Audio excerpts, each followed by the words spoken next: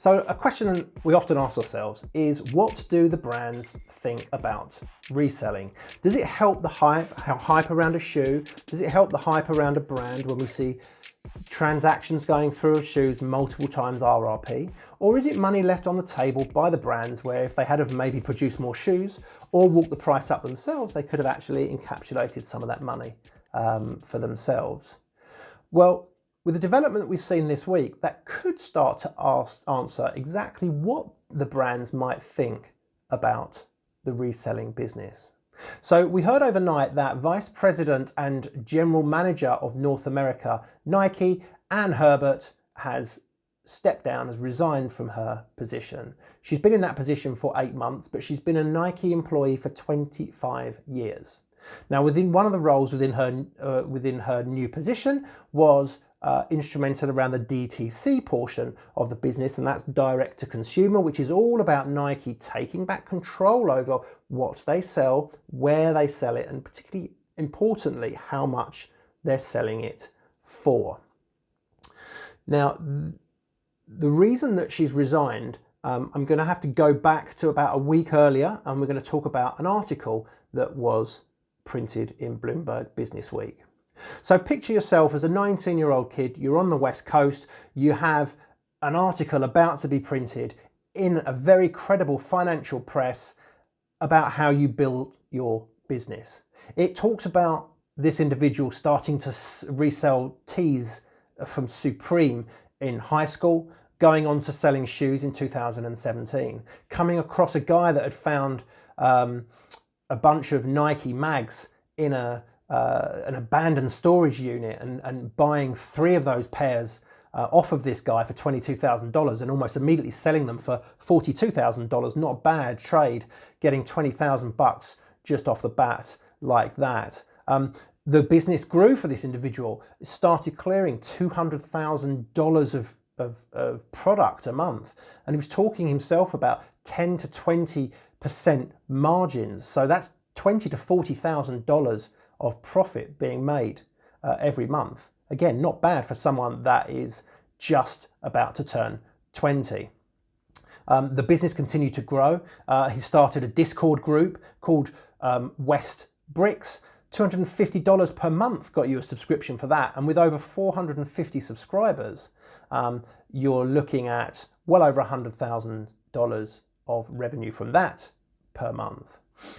It also talks about this almost dream road trip that he did with one of his former high school friends, where they hired a 17-foot van and went on a 10,000-mile, 25-day brick hunt, spending a couple of $100,000 buying up a couple of thousand pairs of shoes to be resold. Now, they did say that they were going to mum and pup stores, and that's where they were buying a lot of this stuff for. So they're potentially going out and finding these products that are potentially going to be wanted elsewhere.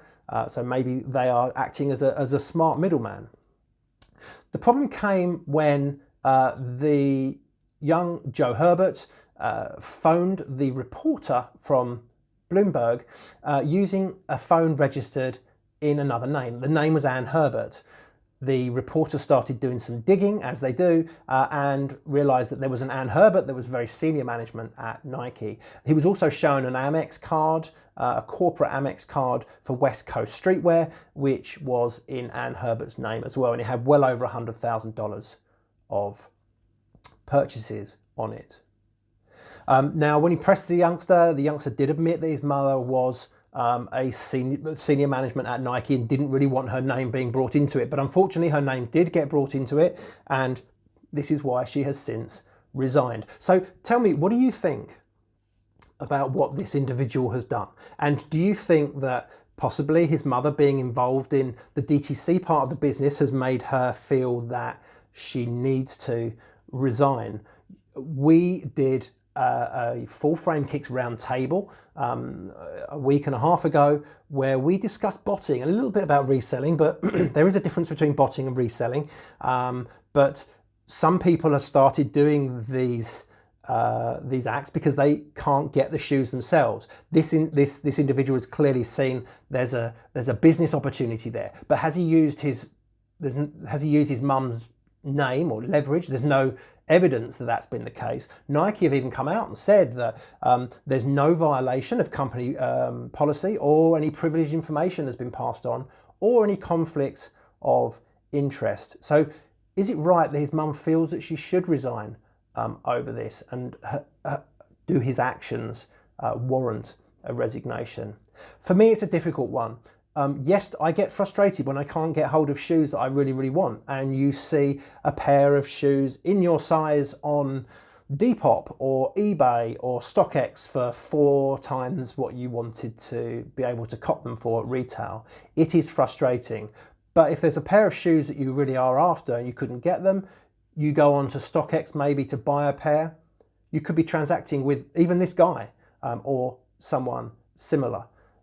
So what do you think? For me, I don't necessarily feel that there's no evidence that he has leveraged his mum, other than maybe using a card, using her sort of her credit rating, if you like, because he was a youngster. Should she be punished for that? Should he be punished for that? I'd be really interested to know what you think about this. It really is a shame that this lady feels like she needs to end a 25-year period of time with a firm over this. Maybe not. Maybe you disagree.